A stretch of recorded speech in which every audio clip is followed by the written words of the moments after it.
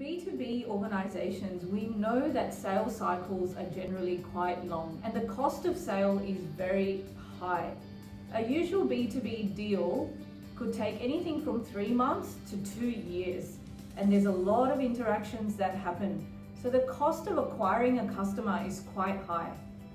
Thus, especially in a B2B relationship, retention is everything. It is so important once we have acquired a customer that we don't allow a relationship to become amber or red. And that's where a formal feedback program really helps. We just can't afford to leave any stone unturned to understand a customer, their needs, their wants, and are we leaving any money on the table? So retention is king in a B2B program. Usually organizations or businesses, if we're selling directly into them, it's a very close-knit community where word of mouth is really strong.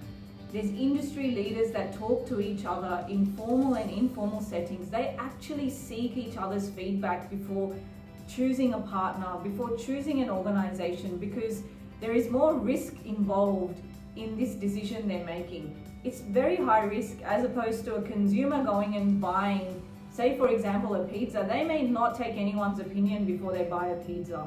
But a business leader, before they sign up to a travel partner or an IT partner, they will certainly seek references, they will certainly seek informal references through their network. It is essential that organizations understand what their customers feel about them before their customers are actually talking about them in a social setting or in a professional setting. And thus, B2B feedback programs are so key in making sure you are ahead of the game and you are managing those relationships and keeping them healthy, as word of mouth is very strong in professional networks.